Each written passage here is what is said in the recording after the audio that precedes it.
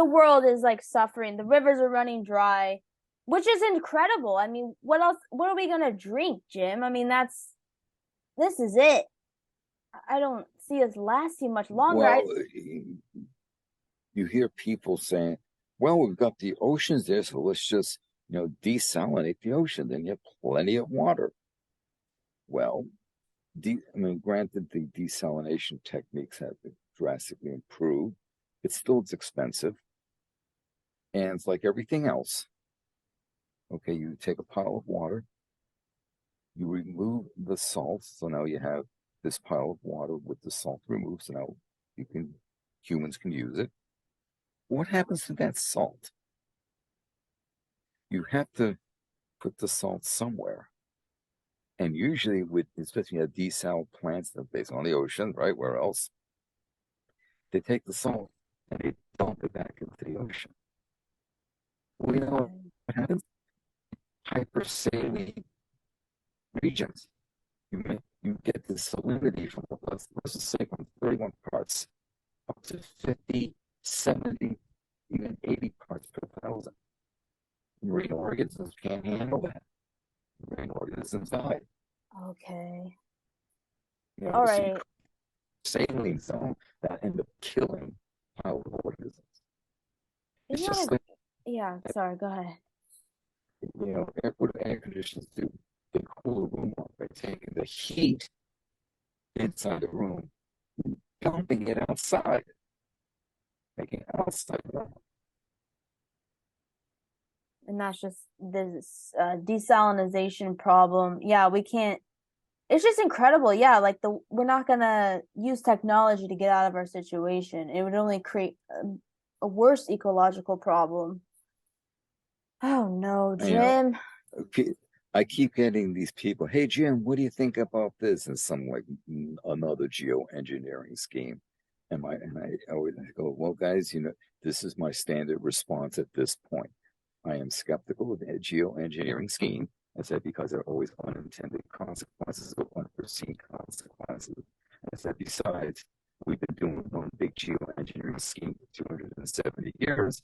How's that working out? You can't reverse it in 10 to 20 years. What do you know what the global average temperature is about now? Still like 1.5.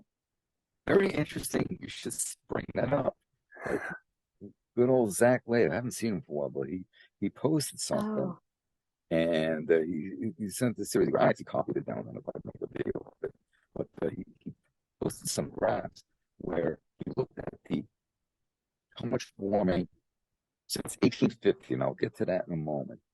And he did an overall for the planet, over oceans, and then over land. Overall for the planet was 1.2. For the oceans, it was 1.4. I forget exactly which one, but over land, it was 1.7. Now that's oh, from 1850. It was looking at from 1850. I forget what the baseline was. I think it's 1850 to 2000 was the baseline. So I replied to him and said, Zach, can you do a similar graph for using 1750? And he says, unfortunately, I don't have access to that data set. Because I okay. think if you had the access to the data set, those three numbers would be considerably higher.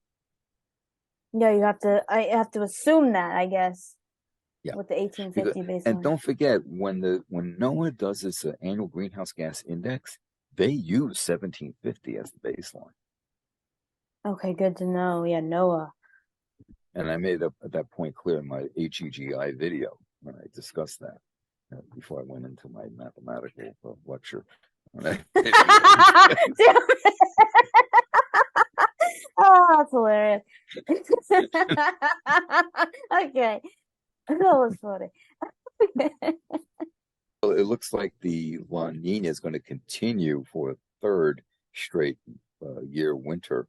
Um, Oh my so that goodness. means more drought conditions for the Southwest, despite today's rains. Exactly. Well, it's not much. It's like barely a little bit in the morning.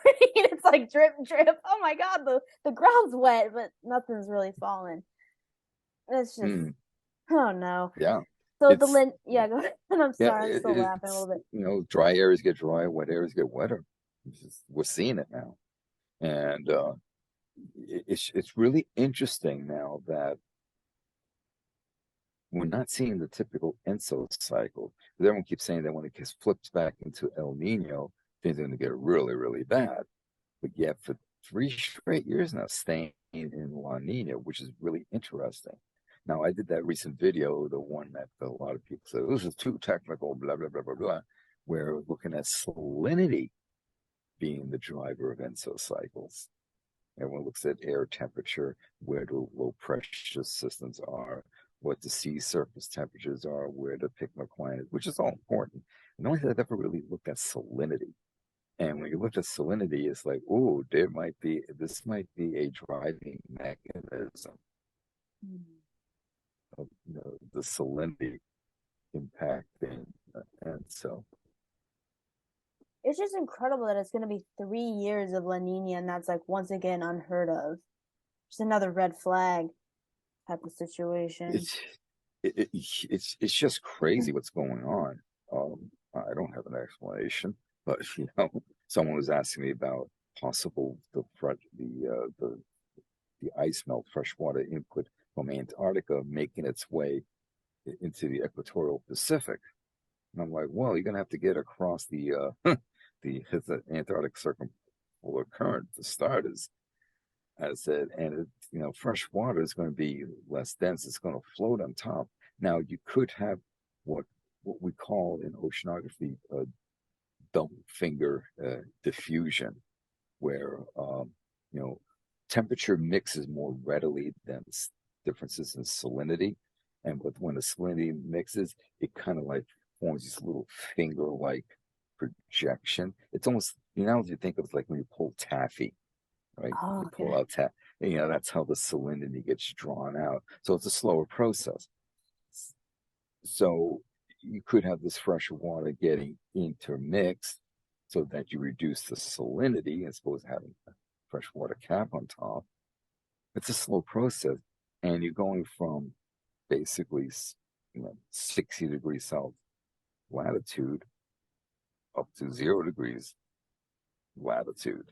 That's going to take a long time to get that water up there, especially going against current. So he was trying to ask me if that was a possible mechanism, and I'm like, well, anything is possible if there's a physical mechanism that can explain it. Is it likely? No.